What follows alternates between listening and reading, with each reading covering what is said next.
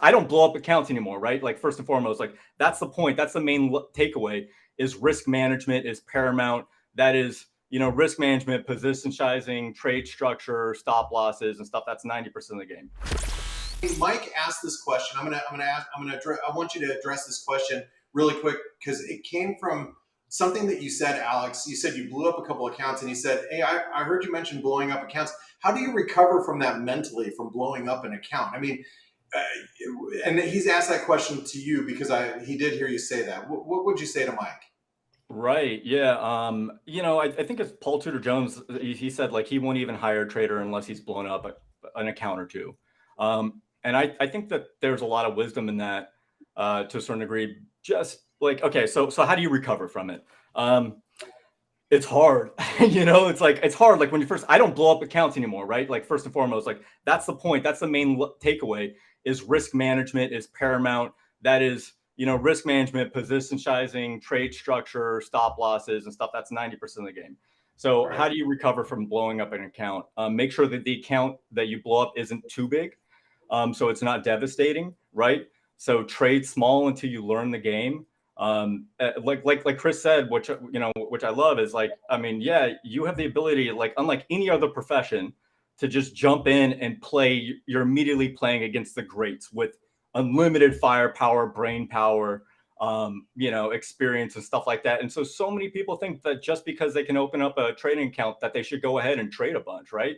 It's just like, well, if we had the same access to doing open brain surgery on somebody, it's like, would you think that you'd be successful just because you can and like there's somebody like willing to like let you operate on? So yeah, I would say keep the account small, and if you blow it up, just say, I mean, tuition fees high in this game, right? Like I've blown up a number of accounts. One of them was a big account that really hurt. It was a long time ago, and it was a year's worth of contracting money.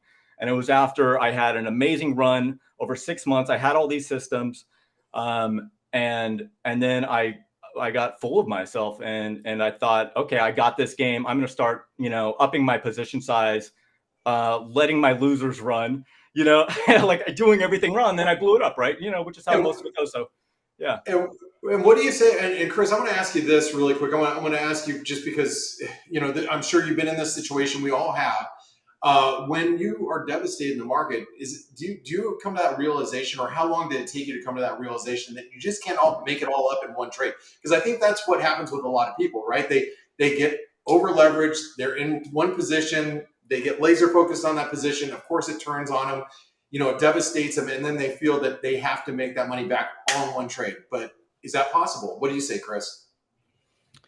It's actually very hard because, yeah, for sure, the competitiveness is there. If I have a big position that's a loser that ends up being a loser, competitively, I want, okay, now let's go. I'm back in the game. Let's do it. I want to step up and go. But what I find is position sizing to me is the tool that I take advantage of the most. If for example, the size of my position varies greatly on every single trade based on my risk, of course. But I also take, I understand what the market regimes are in. I understand where everything's at, and I have algorithms that help me with my position sizing.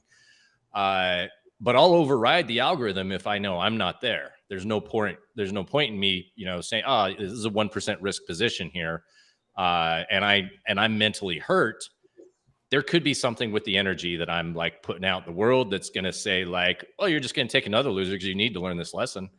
And so I'll drop it down to 0.25% risk, 0.1% risk, and maybe just, even down to 0.005%. Really, because yeah, it may take me a month to earn back one trade at that, an average, I don't know, like 2-hour position or something like that. It may take me a whole month to earn all that back, but I'm also going to have the statistical residue and I'm going to have the effort, right? I'm going to have all that stuff in there, you're creating confidence too, right? Even if you're just chipping away, you're becoming more confident in your ability because yeah, it does. You get the wind taken out of you when it's in a big loss and you take a big stinker and you're like, man. I'm the worst trader in the world, but it's really just position sizing. From what I'm getting from you guys, it's all about position sizing and getting back in the game, right? It is for me. All right. Well, speaking about getting in the game, before we move on to our first challenge, which is, I'm glad we're talking about size, because as everybody knows, size does matter. That's what she said, right? But sorry. It's, our conversations can really go downhill fast between the three of us. So I'm going to try to keep a couple of Marines. Yeah. I know. I'm surprised we made it this more far. time. It's going to get uglier, guys.